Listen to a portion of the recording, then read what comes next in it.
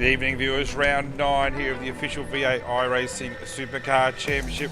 We're at the wonderful Laguna Seca course just outside of California. Looking forward to a great race tonight. I'm Brett O'Brien, with me in the commentary booth after a few little dramas, Sammy Compton. Sammy, welcome to this broadcast. Thanks, Brenton. Nice to be here. Thanks everyone to join us, and glad you could make it, Brenton. I know you're not feeling too good, but we should be set for a good race here at Laguna Seca. Yeah, we should be, and after what was a great race last week at Monza, the 35 lap enduro there, where Ethan Grigol just did such a great job there after the pit stops, truly dominated really in the end there. And the championship's just getting further and further away from all the chasers. So if Ethan continues to put a strong performance in tonight, you'd have to say he's well underway. Yeah, definitely, mate. But they're still racing in the top 5 for positions 2, 3, 4 and 5. So yeah, it's still on for young and old for this series. Yeah, it is. And this week we've got a hot lap brought to you by Daco Motorsports Sammy Sutton.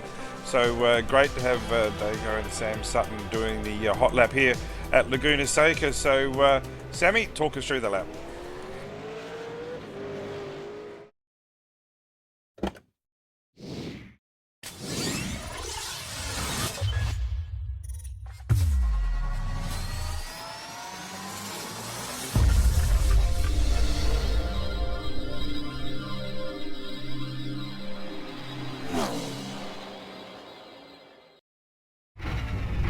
Hey guys, it's Sam Sutton here. Welcome on board my number 888 Daco Motorsports Holden Commodore, as I'm going to take you for a lap around Mazda Raceway Laguna Seca.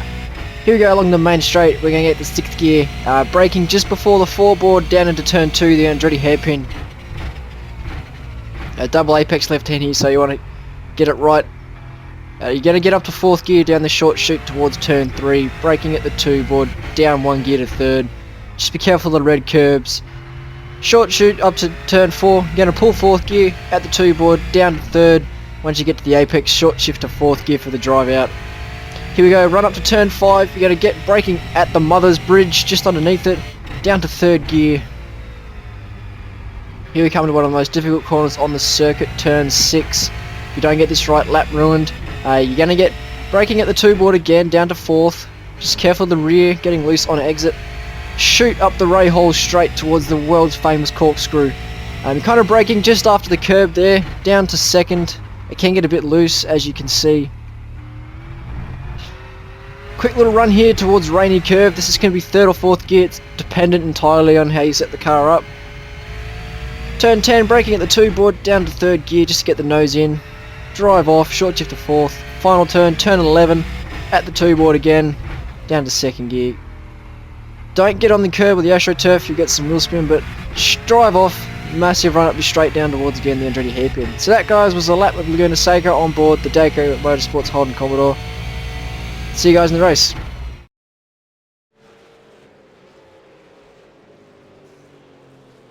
Well, thanks for Sammy Sutton there and Daco team, great lap, and not actually here tonight racing that I can see. No, he's not. So we've got a minute and a half of qualifying to go. Ethan Grigol, our series leader at the moment, on provisional pole with a 24.054. Ben Smith, who actually just won the 6.15 race in front of his teammate Ian Ford, has just snuck himself into 2nd place in front of his teammate Ford. Kane Kugamaya, I'll get that right in a second, certainly has done a great job here, as Ian Ford's just taken the pole by 0.2 of a second, if you don't mind. So a great lap there with still the 1 minute to go. Kane Kugamaya in 4th place, so certainly that would be his highest qualifying for the year. Bo Cattell in the SSR car in 4th has just actually taken Kane there. Dave Moore showing on from strong performance last week, where he got a top 10 at Monza. 6, Jake Burton, Mick Cracknell and Marcelo Rivera, and Todd Parks will round out your top 10 so far. We've just got the 30 seconds to go. There's still a lot of cars on a hot lap. Here comes Ethan Grigol across the line, see if he can improve. He does not improve. I was just watching that last lap by Ian Ford, the one that he hooked the pole with, and he had a huge moment coming out of turn 6, so I was surprised to see him take the pole, but yeah, great lap there. Yeah, well, Ethan's still got one more left in him here, so he's still got the chance to make that 2/10. Trying to think of anyone else. I've seen a minor improvement by Greg Sharp to 20th on the grid. Nobody else seems to be making a move at the moment. We've still got a few cars to come in. Burton is the first of those cars about to finish his lap.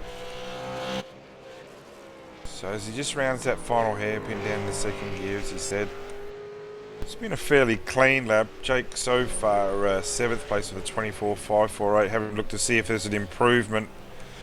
No, there's not. Matty Thompson's in the pits. Todd Parks coming across the line, and no improvement there. Marcelo Rivera's day is done for qualifying. Dave Baxter, the last of our qualifiers at the moment, down in 21st position. See if he can improve on a 26.854.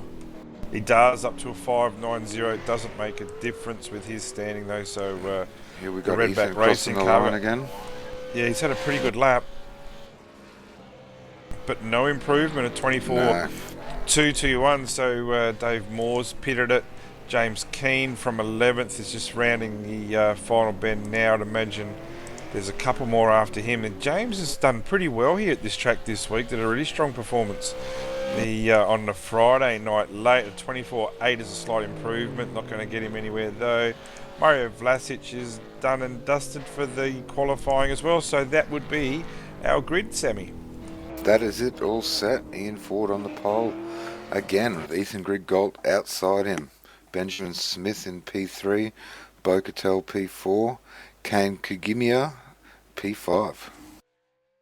Yeah, good job by Kane. And the Multi 21 car is certainly, I don't think he would be embarrassed to say that he's boxed above his weight there. Certainly good for normally a top 10, but to get himself in the top 5 there is an outstanding effort in front of Dave Moore, Jake Burton, Mick Cragnell and Marcelo Rivera. So Marcelo, he'll be the first to say he's really struggled here this week. And it's good to see Matty Thompson back into the series as well. And also, now I might get this wrong, but Javier Febre.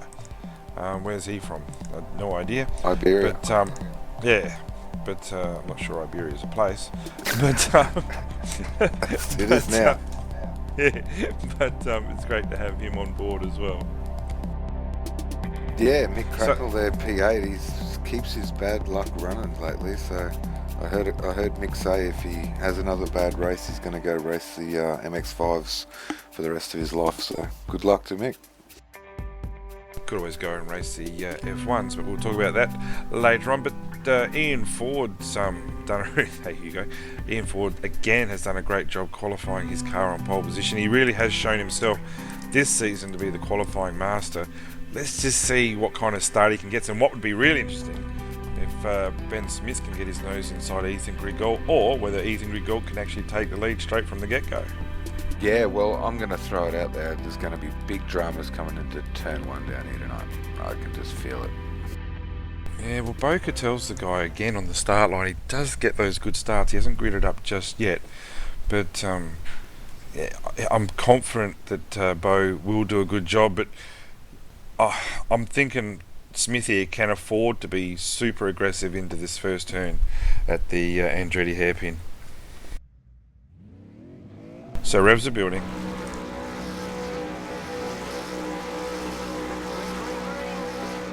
Arrow away, and a good start by Ian Ford. And Ben Smith has done just that. Ethan automatically straight away onto the defence, taking that tight line. But you will have both the ERA cars just ducking in. Ethan extremely late on the brakes there, doesn't want to lose that position as Smith, and he'll probably hold on to this second position as they enter turn 4. Yes, he's got the preferred line there. Turn 4, Ben Smith has a little wiggle. Ethan pulls back into line. Good start again by Ian Ford. He's got a nice little gap there. As I hear some drama back in the field. Yeah, hopefully you better catch up with that. Bo-Catel all over the back of Ben Smith now, but it does look very clean at the front so far. I did see one of the Way Alive cars. Not sure if they had a shortcut. They certainly had to back out of it very early, so that's either Marcelo Rivera or James Keane. But yeah, up the front, everything seems to be a bit racy there with, I think it's Jake Burton trying to put a bit of early pressure on Kane Kukimaya. I'll get that right by the end of the race, I'm sure. And they go through this famous corkscrew here. Turns 8 and 8A. The Americans don't love giving their numbers too much away, so they call it turn 8 and 8A for the corkscrew. They got to keep it simple, Brenton. You know, they normally just turn left. So Michael Cracknell making a dive here into the final corner. He's not going to get the power down. I will just say that my prediction of the chaos into turn 1 was wrong, but then again I did predict the Australians to win the Ashes this year. Well, Jason Day had a great win in the golf, mate, so we'll take that instead. And we actually did win the Ashes, mate. Well, we're in front of the Ashes, so don't give that away just yet. The women are doing spectacularly well. Yeah, well, that's a whole other story. Yeah.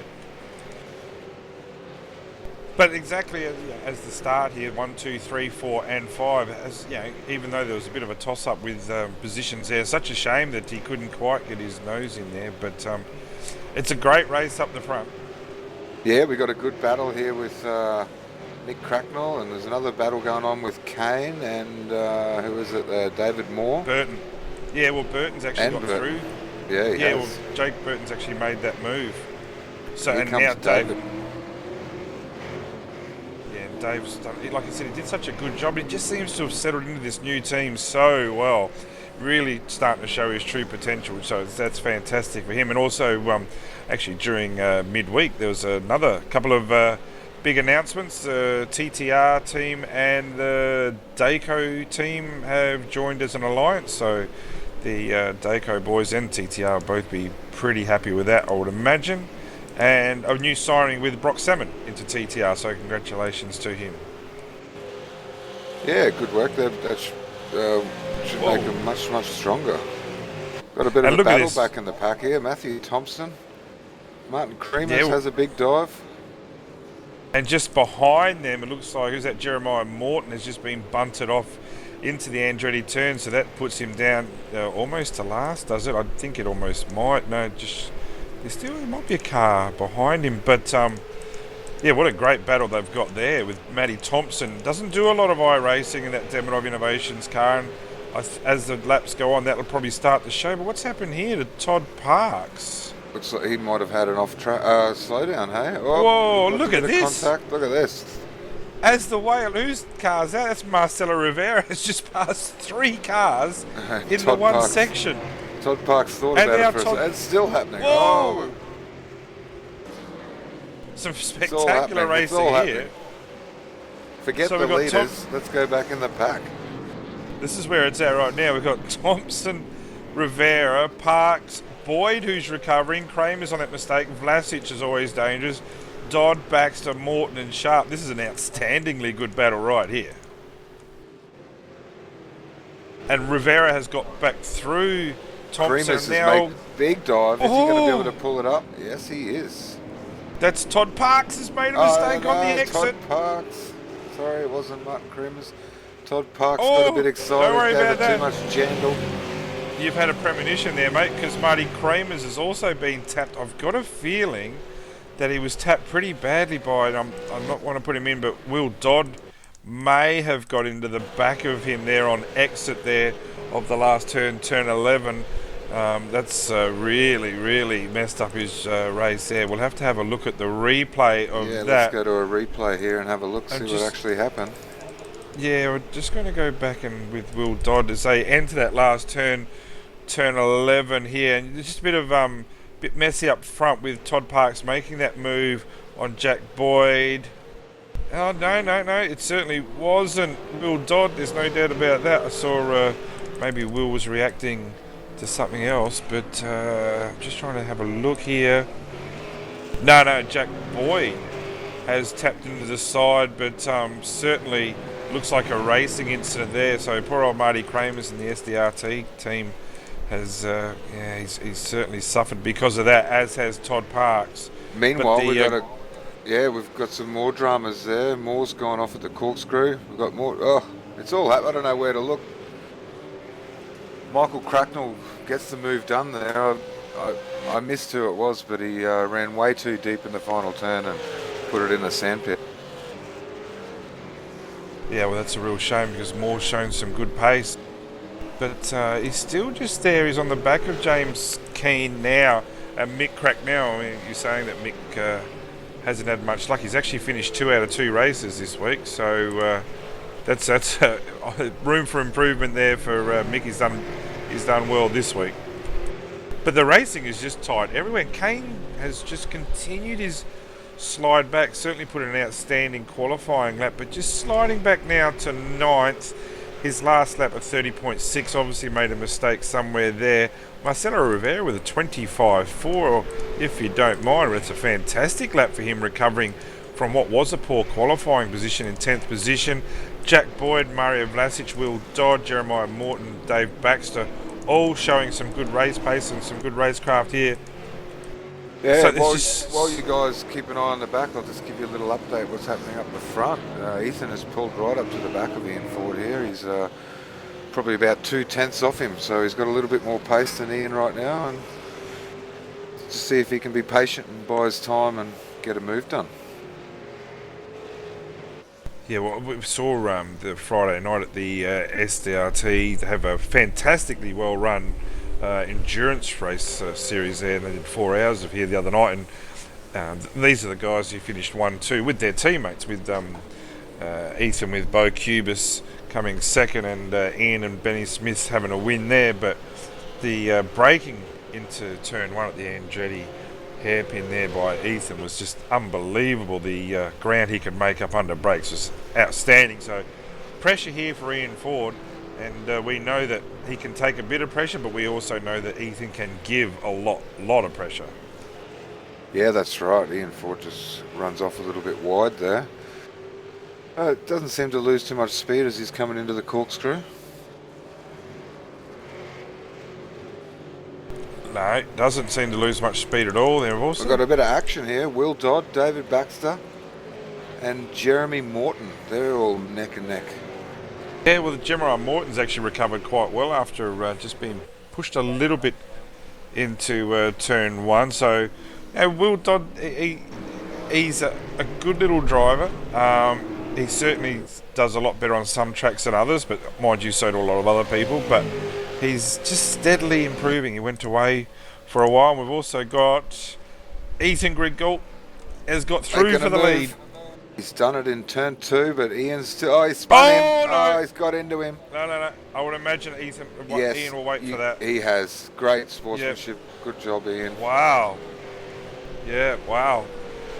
Well, let's face it, they've had 9 rounds now of racing neck and neck.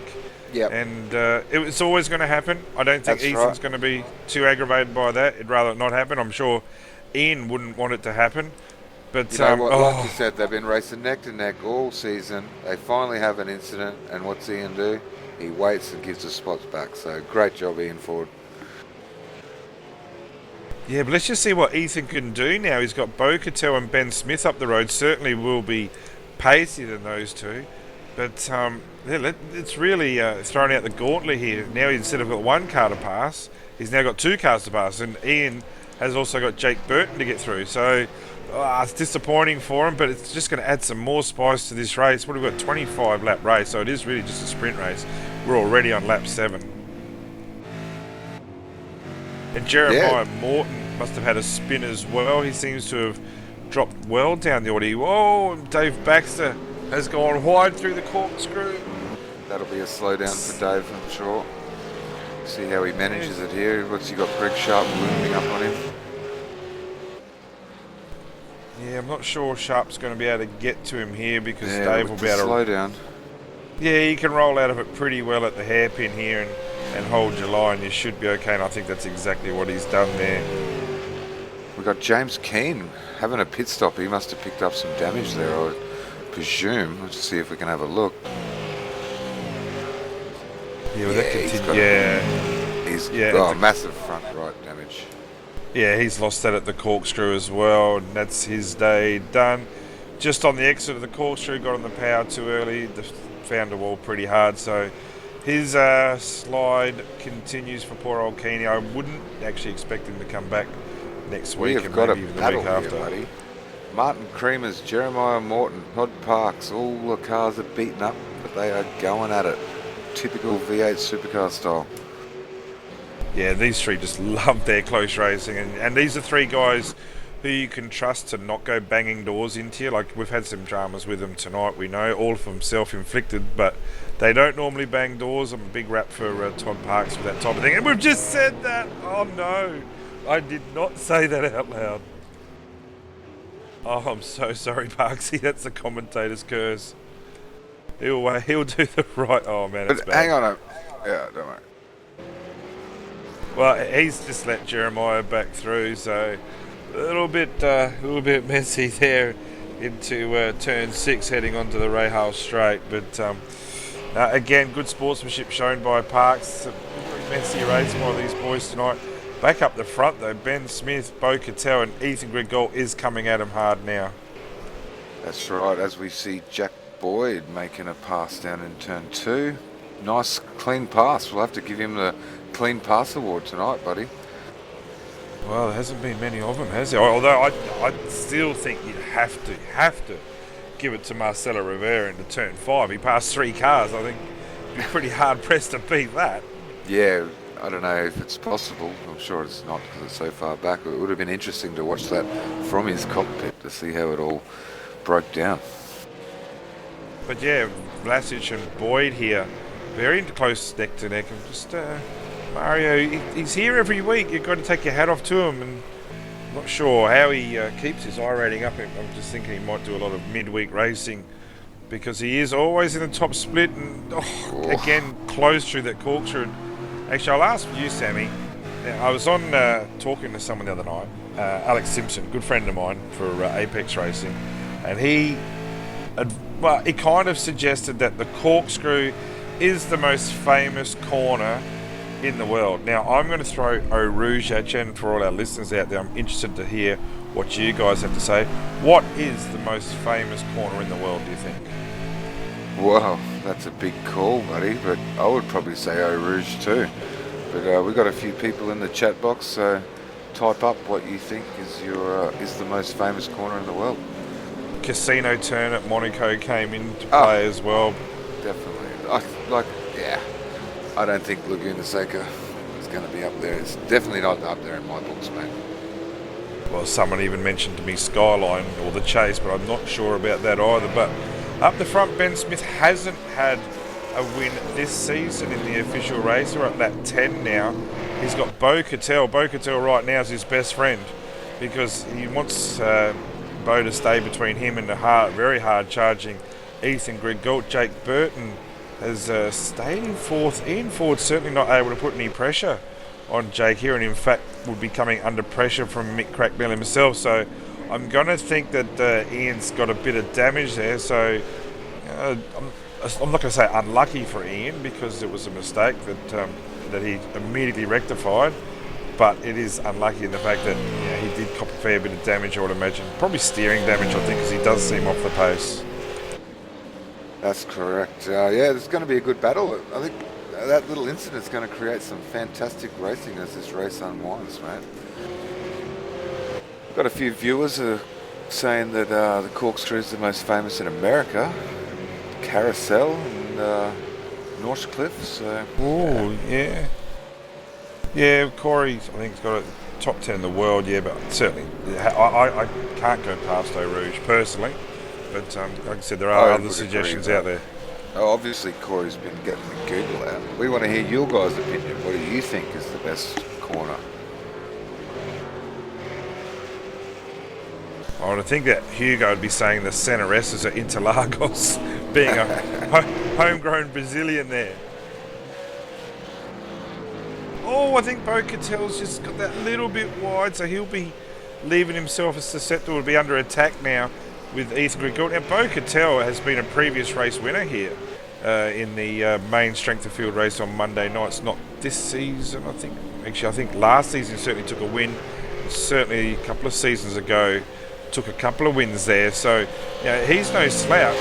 And he's got a great job up here in second place. Last lap of 25 flat. Oh, deep under brakes. Really deep. Big wiggle. Yeah.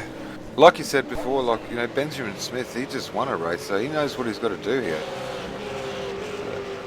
Yeah, it's going to be tough.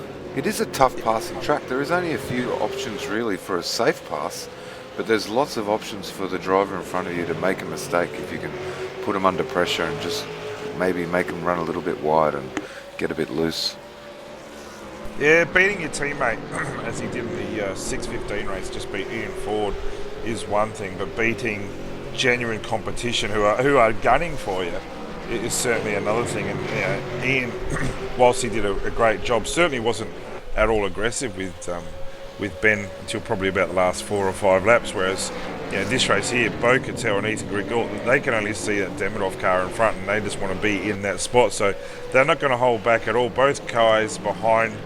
You know, I buried Parksy before. I apologise, Parksy, but both these guys are generally very clean drivers and will generally do the sporting thing if there's a problem. Yeah, I think most people will, especially with these races being broadcast and people watching them. You know, you've got a reputation just like a real world racer to uphold, and you know what it's like running some of these bigger teams, mate. If your boys aren't doing the right thing, then it's embarrassing everyone at the team. So they're definitely under pressure to do the right thing. Yeah, no, you're exactly right. And yeah, the last thing you want to do is, on the act of a move, that you don't want to burn not just yourself but burn your team. So you know, look, Ian made a mistake. He'll be the first to admit it, but he was also very, very quick in letting Ethan back through. And talking about Ethan, he's now all over the back of Bo Cattell. He just gets such good drive out, and just the way Bo's getting so taily there into turn 1, generally at the Andretti hairpin. You know, it's a great race we've got up here. I'm just hoping that there's no incidents. No, yeah, it's a tight track, mate, so we'll just have to cross our fingers. You can see Bo Cattell is pushing, so is Ethan. I'm sure they're all pushing right now with, what have we got, about 12, 13 laps to go.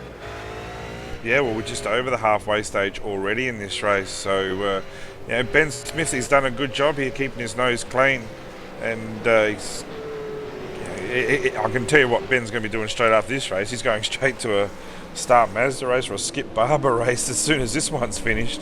So he's such a versatile driver, Benny Smith. I would think he's, well, it's probably a big call at the stage, but I would think he's probably one of the most versatile drivers in the Australian iRacing community. You put him in a car, he tends to go... Ethan under brakes. Whoa! Sorry for that. No. Benny's certainly one of the most versatile drivers.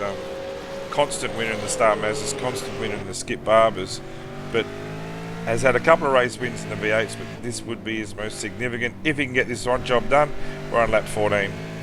Long way to go there, boss. Oh, Bo Cattell has a big wiggle under brakes too. Bo's tyres must be just screaming at the moment, and just like I said, Bo Cattell's Ben Smith's best friend at the moment. There's no doubt about that.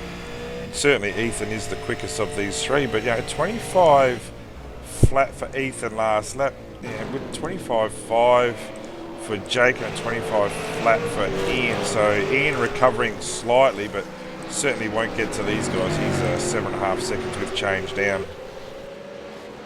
Yeah, and looking at the three, Ethan's car probably looks the most balanced right now, except for a few little wiggles on the brakes, but that might pay dividends in the last few laps. Yeah, well, this is where the attack happens, isn't it? He gets good drive here. Yeah, a lot better drive. See how what happens. Bo's going to have to go defensive here. Oh, huge. Oh, jeez, that's good driving. That's outstanding driving by both drivers there. Just to be able to pull that up in that circumstance, you know what it's like. Once you get past that point, it's very difficult to pull it up, especially down there into turn 2 at Laguna Seca. Yeah, well, the sphincter shrinks and the arms get straightened up and the back goes back. After that, you're just there for the ride. Yeah, we won't start talking about sphincters on a Monday night, buddy. Marty, tell it how it is. And speaking of sphincters, big shout out to Marty Carroll. I know you're not feeling too good, buddy, and hope you get better soon. Well, no doubt that nursing home down in Brisbane will look after him, and yeah, he'll be fine. Yeah, so it's shame to see Marty Crook, but I think it's a lot of that's moving house and all that. I think it's just all caught up with him, and a couple of days in bed will do him good.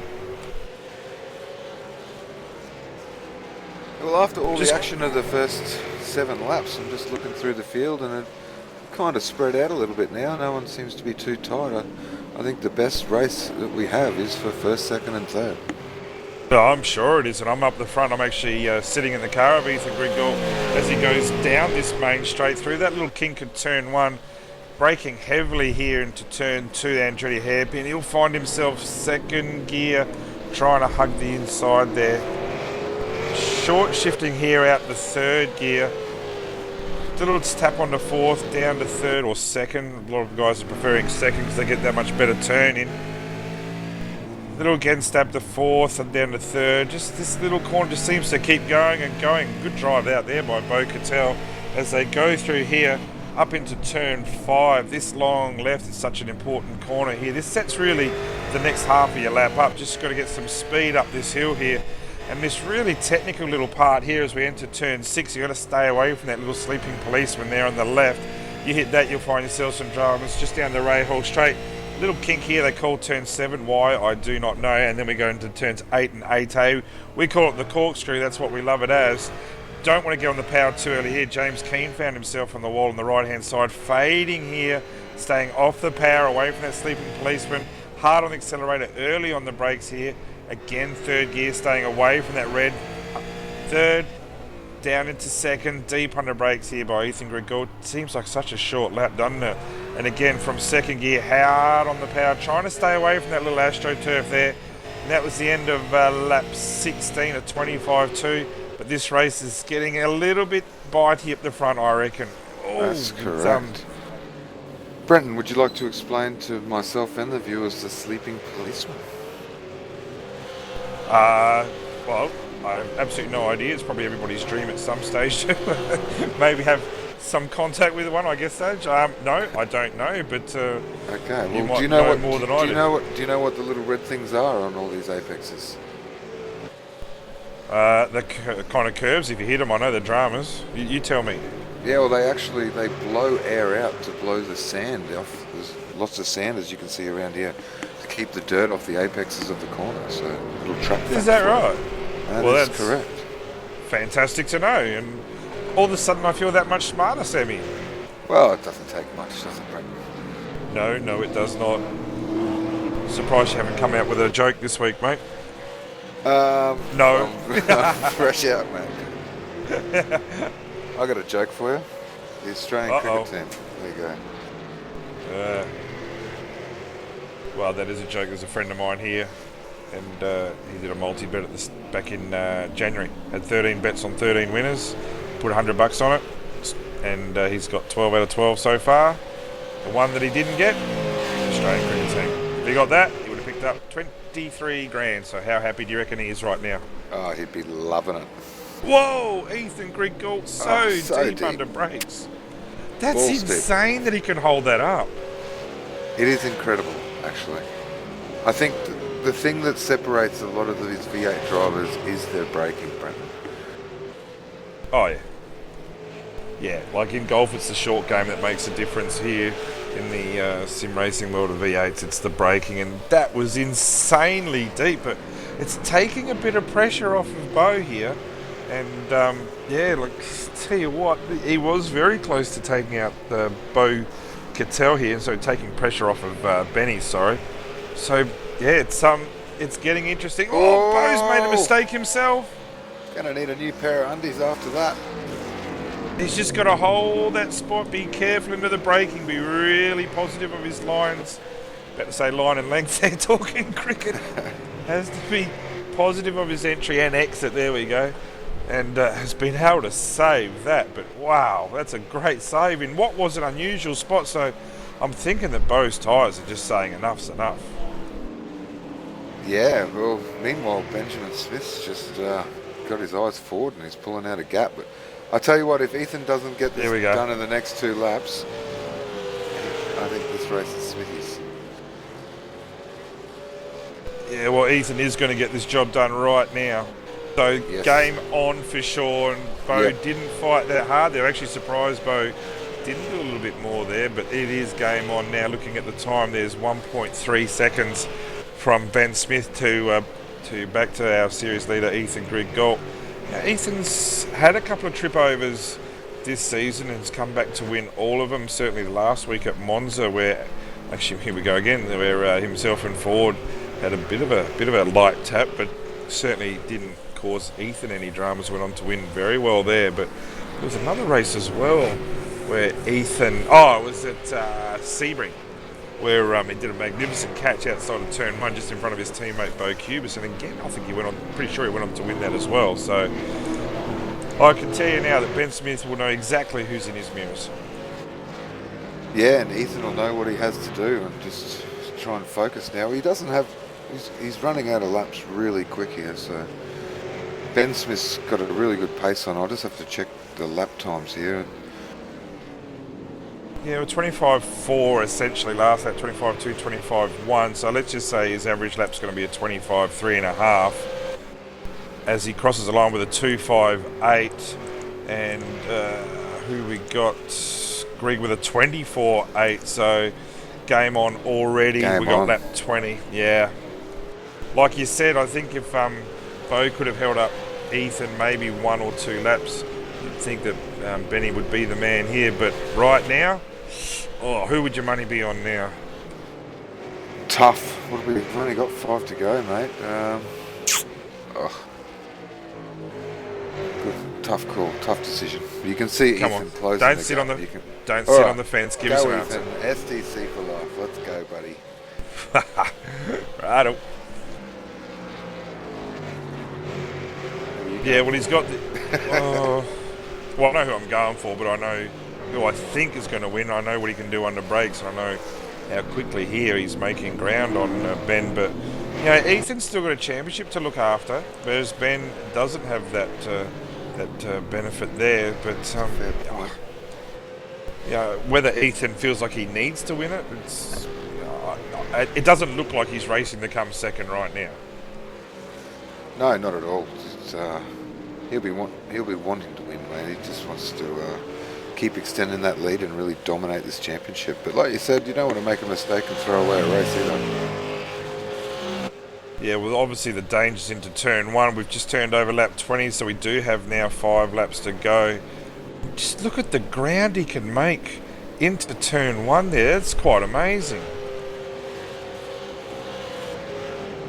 So hopefully Benny Smith's got all his dotted all his I's and crossed his T's when it comes to his braking ability, because that's some seriously impressive braking by Ethan. And you know, Bo backed out of the last one during that passing move. I've got no doubt about that. But whether that was because Ethan got so close the lap before, it was probably just more racecraft to stay alive.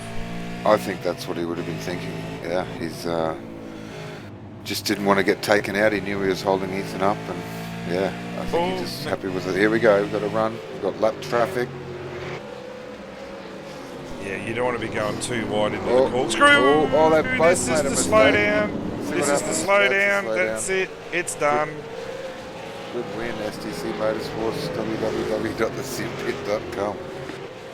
It's not over yet, mate, but yeah, that's certainly just that lap car, and Jeremiah Morton didn't do anything wrong there, let him through, but that just changed the line, the entry into that turn there by Ben Smith, and that's just made him break that little bit later there, and gee whiz, you'd find it hard to chase down Ethan Grigg now, wouldn't you?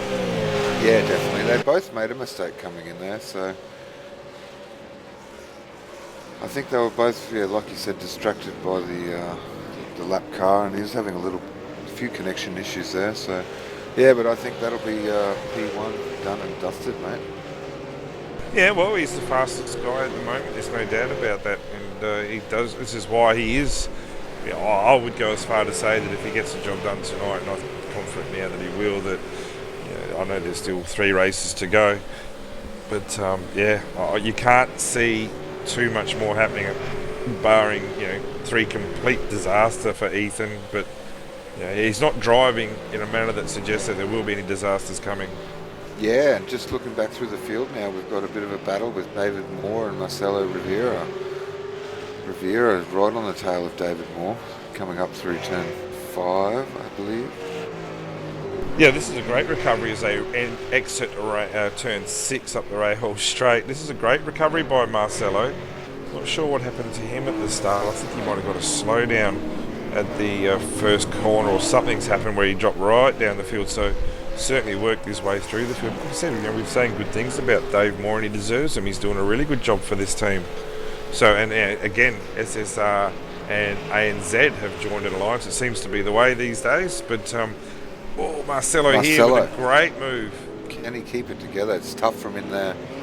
He's got great drive out of there. Where did that come from?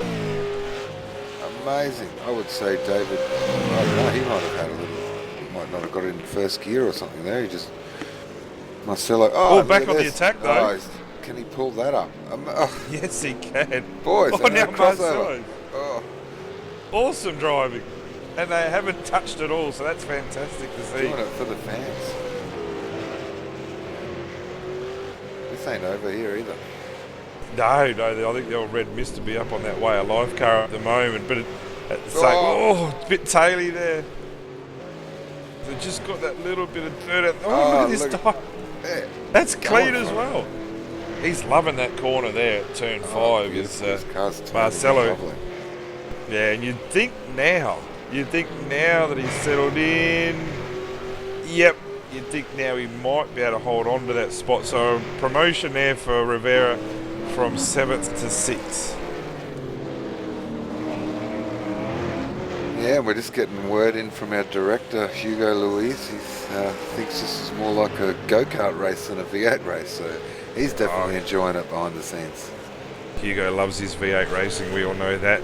Very successful F1 driver in the Pro Series, but I do think that Hugo's got a bit of a soft spot for the V8s, and there seems to be a lot of others too. We're getting pretty solid views, getting about 750, 800 views a week, which is going to lead me to, we're on lap 24, that this was always going to be just a one-off season with Demonov Innovations, I think, paying the bills for RaceSpot here. So we might start asking shortly if you want to keep this broadcast going on Monday nights as to whether there's going to be any other support from teams out there that can probably put a bit of funding this way, or some sponsors out there, or Simulate IT, or any other teams out there might want to throw a bit of money towards RaceSpot to get this coverage to go. So hopefully you're enjoying it. If we can get it going next season, fantastic. If we can't, well, it's been a great season so far. We've still got 3 big races coming up. We've got Montreal coming up, Watkins Classic Boot coming up, and then of course Bathurst to end the season at race 12. So looking forward to that very much. Yeah, well, you're right there, Brenton. There's incredible races coming up, and like you said, it costs quite a bit of money to get these broadcasts on every week. So if there is anyone out there that can help support, I know the V8 Supercars community loves having this Monday night SOF race broadcast. So we'll put a bit more up in the V8 forums in the coming week, and let's see if we can get it going again next season, mate. Yeah, it would be fantastic. But in the meantime, things have settled down a little bit. Just having a look at the battle here with 4th and 5th. We are on the last lap. Bo Cattell, has caught up to Ben Smith for 2nd here. Ethan Grigolt's got himself a 2.5 second gap. Benny Smith hanging on to 2nd. Don't forget, Benny would have come 2nd at Monza last week, but did the team thing and let Ian through after the dramas that Ian and Bo Cubis had on the last lap last week. So no chance of Benny backing off at all tonight. And if he does come 2nd, he will very much deserve that spot. Let's just see. Oh, he gets a bit loose there. Let's see if Bo can get a move on here in the white flag. Both locking it up under brakes. Bo's looking very racy. Got a nice. Bo's looking really good, isn't he? Oh, look at the wide. Should get a great run out of here. Such a wide entry. Nope. So as these guys head into the last corner, we've got Ethan Grigault. You keep your eyes on that. Ethan Grigault in the meantime straightens it up. Very happy. Congratulations to Ethan Grigault, winner of round 9 here at the Laguna Seca track. Had to work hard for that. Fantastic job by him. Benny Smith, a great job by Benny. Doesn't race the V8s pretty much at all. And 2nd place, Bo Cattell, fantastic effort by him in 3rd. Jake Burton 4th, Ian Ford 5th. Mick Cracknell, there you go. Rainey's had a finish, so he'll be wrapped with that. Marcelo Rivera, fantastic drive from him to get through the field. And we've got Matty Thompson, who stayed pretty quiet tonight, 10th, and Mario Vlasic, Jack Boyd, Will Dodd, Marty Kramers, Dave Baxter and Greg Sharp, Todd Parks after his dramas. So the greater majority finished, James Keane, Javier Febra and Stewie Vaughan, who we didn't actually talk about at all. Not sure if we saw him. Not even sure if he started.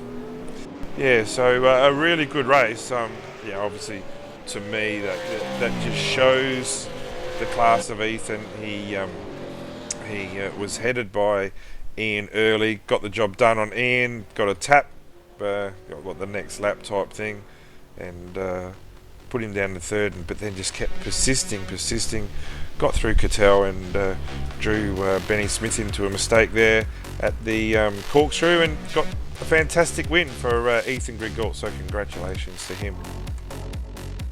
Yeah, another one for the notepad, Ethan Grigalt. Good job. I don't know about for the notepad, but you know what I'm getting at. Yeah, great race, Ben Smith, by Cattell, and to the whole pack, really. That was a very exciting race, especially the first 50% of that race.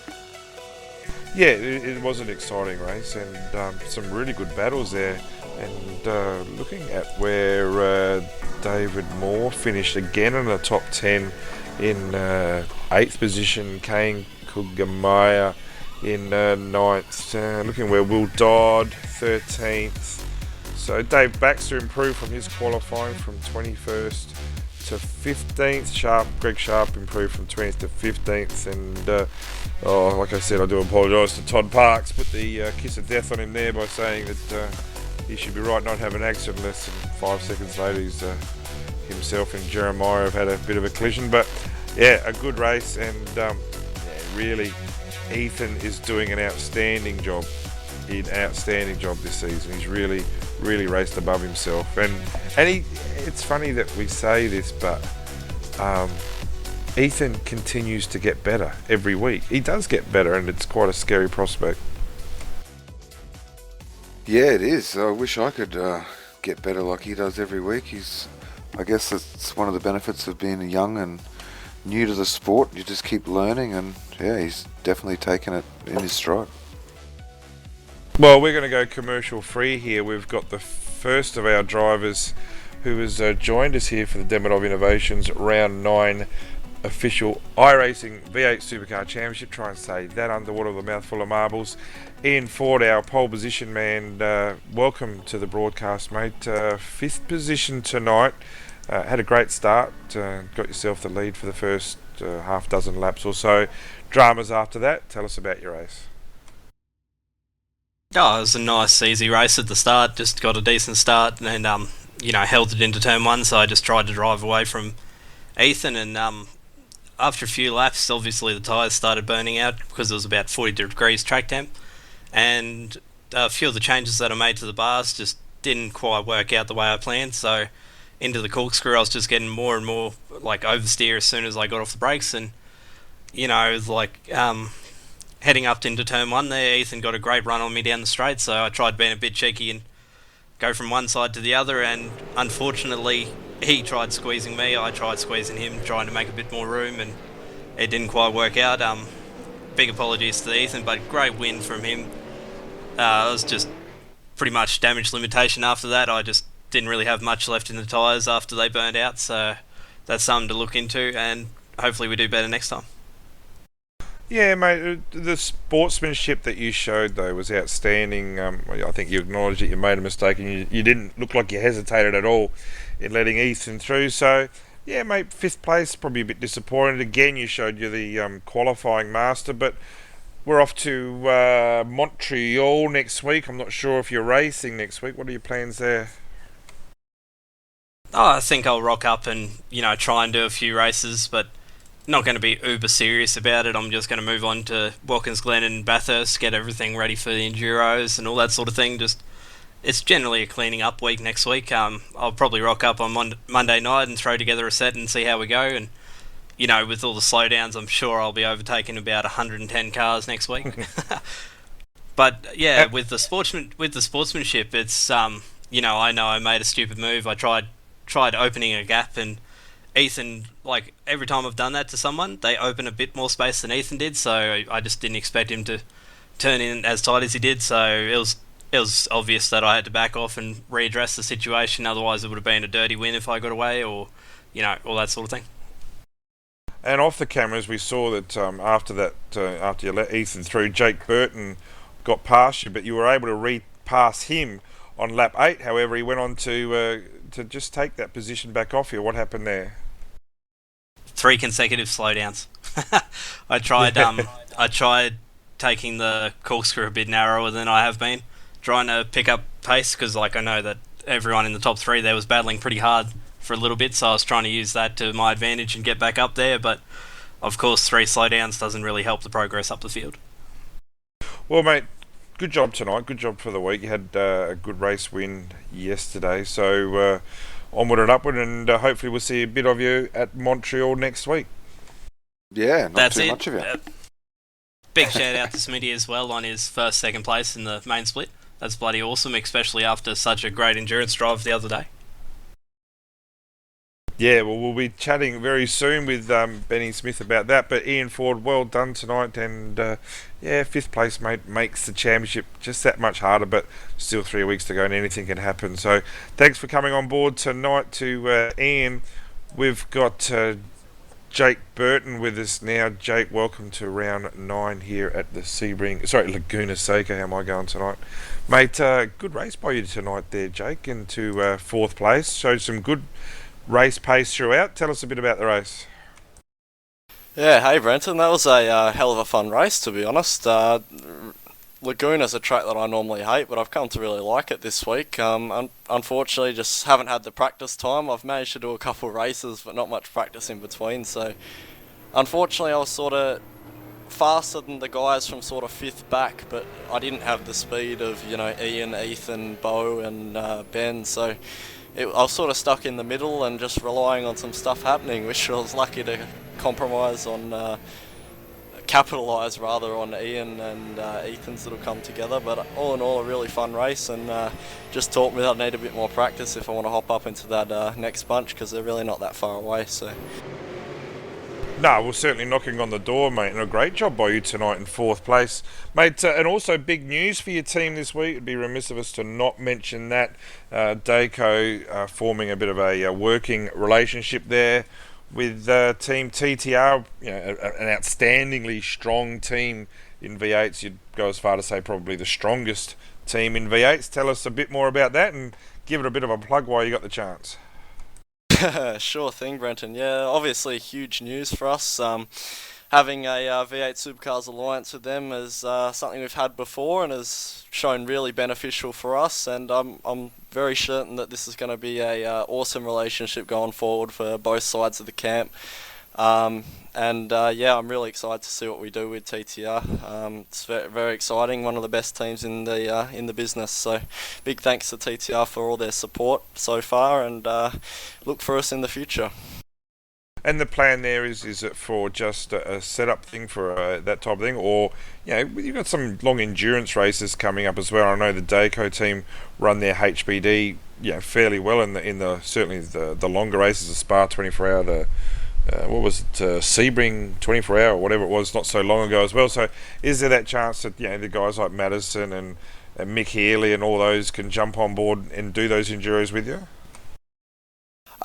Nothing really in terms of the HPD has been discussed yet, but there's most definitely been a little bit of conversation around about the Enduro Cup for V8 Scops. I'm not exactly sure what's going to happen there, but there's a chance. But yeah, of course, with this new alliance, it's more than just setup. It's obviously all the conversation, talking about setups and how we can do better. We've got a couple of really strong guys like Sam Sutton in the team at the moment who are really good at setup on our side, and then obviously you got the years of experience with Madison and that on the other side. I think it can be really beneficial for both teams, and we can start generating some really strong results. But yeah, as for the HPD, I'm not too sure yet, but got no doubt they'll gladly hop in if asked, them being racing drivers and all.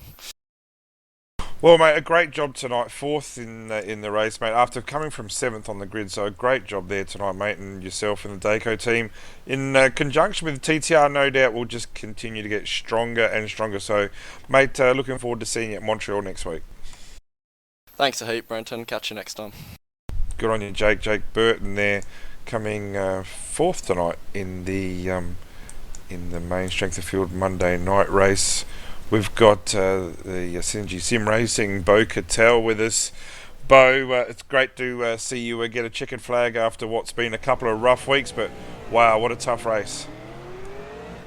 Yeah, thanks guys. It was pretty enjoyable though. Like I feel like as a team we're getting somewhere with tyre life, and it really put it to the test this week with the temperature. But I mean, I had a few issues with grip, but overall the car tyre drop off wasn't near as bad as it usually is. So it was good to be kind of up there and pretty much on pace.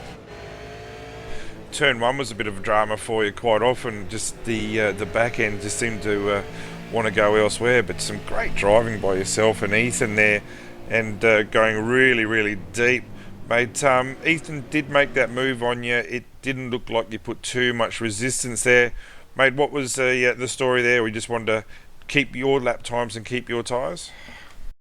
Yeah, well, there was a couple of ways to go about that situation, and given the track, I can just block him lap after lap into turn one. But the Rady caught me, and being a clean racer himself, I had no problem in sort of driving slightly wide and trying to use him to catch Smithy. So yeah, which worked in the end, and almost got Smithy. But yeah, no, it was a little bit of a didn't hand it to him, but let him through, knowing that it could jeopardise my own race, and I'm only racing for second at that point anyway. Yeah, Bo, you're looking pretty racy there on the last lap, mate. Do you think if you had one more lap, you might have been able to get Smitty there at the end? Yeah, well, it's been a while since I've had rubber left on the car on the last lap, so I got a bit excited and had a crack. But yeah, one more lap, you never know. I had a pretty good run out of the last corner on the last lap, so it would have been very interesting. But yeah, like I said, the car came on towards the end, so obviously we're getting somewhere with this tyre life issue. Hey, I'm going to put you on the spot here, Bo, and I forgot to ask the last couple of guys. We're talking about it in the broadcast. Name the most, in your opinion, the most famous corner in the world, do you think? I'll put you on the spot. I reckon. Eau Rouge. Thank you. Yeah, we'll take that. We've got a winner. Bo, good job tonight, mate, getting that final spot on the podium, mate. Congratulations for that. Montreal next week, how do you go there? Never used to be great at it, but last season, sort of started to really enjoy it. So it's pretty much battle of the slowdown. So if I can keep off the curbs too much, we should be in for a red hot go, I reckon. Wow, looking forward to watching that immensely. So Bo Cattell, well done. Third place tonight for the Synergy Sim Racing team. Did a great job. Hey, Smithy, you'll be there soon. Smithy's holding the baby tonight. We've got the Evolution Racing Australia car, Ben Smith, on board for the broadcast. Smithy, it was so close. So close. A great effort, mate. Tell us about the race. Oh man, I'm kind of spewing. Oh, I couldn't believe it when I locked up going into the corkscrew there. The lap car really put me off, but I couldn't believe my luck when 40 and Ethan made contact coming out of turn 2. I just kind of managed to avoid it and then put my head down and hope that I could keep ahead of Bo, and Bo could keep Ethan behind. But it didn't work out that way. But it's always good to come second and get a big bag of points. Yeah, fantastic job. And I know you've got a skip bar. You probably might already be doing the skip barber race. I wouldn't have a clue. I know you were pretty keen to get off, so I won't hold you too long. But mate, a great drive by yourself. Looked very controlled. You had a good win in the 6:15 race. So how were the tyres at the end though? It just looked like they might have dropped off a bit for you. Yeah, well, the whole race I was trying to drive the car as straight as I can, because obviously that's the only way you're going to get the car to the end with tyres in any sort of condition to be able to do laps. But yeah, the last 2 laps were a real struggle for me. Earlier in the race I was starting to struggle with a bit of understeer, so I dropped the front bar and it kind of worked it out. But yeah, the last 2 laps, I don't know, it was just all mental, just trying to look at Bo behind me and keep him behind, and it all worked out and we got second place. Mate, and as week goes by, you're doing more and more laps in this V8. You don't do much V8 racing. By saying that, you had a really good win in your first attempted endurance race here on Friday night. So, mate, looking forward to, we got Montreal, Watkins Glen and Bathurst. Mate, what's your thoughts for the rest of the season? Well, I did. This is probably the most laps I've done at a single track, so I think that really helped towards the end of the week. But no, I really like Montreal. It's probably one of my favourite tracks, so hopefully I can put a good result there. Well, mate, I'll let you race off quickly because I know what time's your star, Maz. What are you doing, Skip Barbers tonight? Oh, I was going to probably miss that by now. Sorry to do that to you, mate. But well, we could talk to you longer if we needed to. But no, it's all don't good. worry, mate. But a great job by Smithy. And mate, last week you had second place wrapped up. Did the team thing tonight. A safe second place that you've earned really well. So, mate, there's potential to go higher and higher in this series. Still a couple of races to go.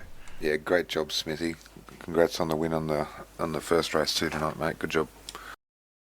Alright, thanks guys, and bring on the Enduros. Yeah. Well, yes, and Ben Smith there will be racing, Hey, teaming guys. up with. Oh no, wrong one. Sorry. There we go. Ethan Grigolt's here, but yeah, Ben Smith and Ian Ford will be racing those Demidov Innovations Commodores for the Enduros coming up. Round 9 winner. We're getting quite constant saying race winner. Round 9 winner Laguna Seca, STC Motorsports, Ethan Grigolt. Ethan had to work so hard for that, mate, but congratulations, what a great drive. Yeah, thanks. I made a massive mistake wearing a thermal shirt for that race because, yeah, I'm sweating like a pig. Okay, I'm not sure why you need to wear a thermal shirt, but mate, tell us a bit about the race. Go stand in the corner, Ethan. No, Oh no. not this again. Lucky enough, I've forgotten those from last week. Mate, about the race, strong qualifying in second.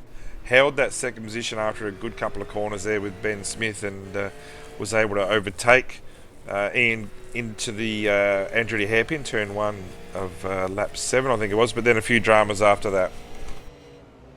Yeah, he had a problem coming into the second last corner, so I got a really good run on him, but he defended into the last corner, so I tried braking a bit early and getting a switchback on him, which it all worked good. Came up to turn 1, braked as late as I possibly could, but I had the shallow inside line, and yeah, I managed to run slightly wide, and he tried to jam it up the inside. I thought I left him enough room because I judged cars behind me off the rear view mirror. I thought I left him enough, but no, he just tapped my rear bumper and that sent me into a half spin. I was full opposite lock, just a passenger and that, and I'm pretty sure he had to go over onto the dirt to avoid me, so yeah, I'm sorry for not leaving enough room there, but what can you do in that split second? Oh no, I think Ian's put his hand up to making that little error there, and Sammy and I both believe that he actually stopped. Well, not stopped, but certainly made sure that you were back past him. He redressed that pretty quickly. But after that, a bit of pressure on Bo Cattell, and we were talking about it at the start of the race, how unbelievable your braking is into turn 1 there, and just that constant pressure in the bow, finally got the job done, giving you that chance to attack Ben Smith in front. Yeah, when me and Ian had the drum and I dropped back, I was pushing really hard on the tyres, and just as soon as I started to get up behind Bo, there was a massive aero wash, and I was just overheating the crap out of the tyres, so I had to just rethink my strategy, slow down a bit, cool the tyres, try and drive straight around the corners, and yeah, I managed to get the run on Bo into turn 1, and as you say, I think I'm quite good on the brakes there, so I made that pretty easy. Then it was just a run straight up to Ben at the end. And then we had the bit of the lap car drama when we both missed our braking points and went sideways into the dipper.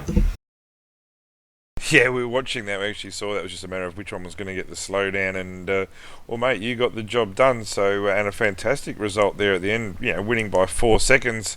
So, mate, as our champion-elect, I'm not going to give it away just yet, but certainly you've done more than enough hard work so far with 3 rounds to go to certainly consider yourself truly underway there. Is there anyone you want to thank at all? I'd like to thank SDC Motorsports for taking me on in the first place. I wouldn't be here without them. And I'll thank ERA and Demidov for holding this awesome Race Spot broadcast on the Monday nights. Yeah, mate, very well deserved too. And Montreal next week, your thoughts about that? Street circuit, woo! Enough said. Enough said. Yeah. Well, if Ethan likes a track, others start to sweat because on the tracks he doesn't like, he still wins. So, mate, fantastic job tonight, round 9 winner. And looking forward to seeing you next week. Yep, thanks guys. Have a good one. Now get out of here and go practice for next week, Ethan. Good job, buddy. I think I might hit the sack. That race took a bit out of me. Good job, mate. Good job, mate. Ethan Griggold, the round 9 winner tonight. Fantastic job, Sammy. I reckon that's about it for us. All right. Excellent. Thanks for everyone joining us. And yeah, great race. And we look forward to another cracker next week. Yeah, it was an outstanding race. And thanks very much to RaceSpotTV. Demo Innovations, as in, week out, mate. They put their hands in their pockets for this to happen. So, yeah, and also, as always, a very, very special mention to our main man here in the commentary booth, Hugo Luis. Hugo, as usual, thank you so much. This has been round 9 from the Mazda Raceway, Laguna Seca. I'm Brett O'Brien. That was Sam Compton. We look forward to seeing you next week at round 10 at Montreal.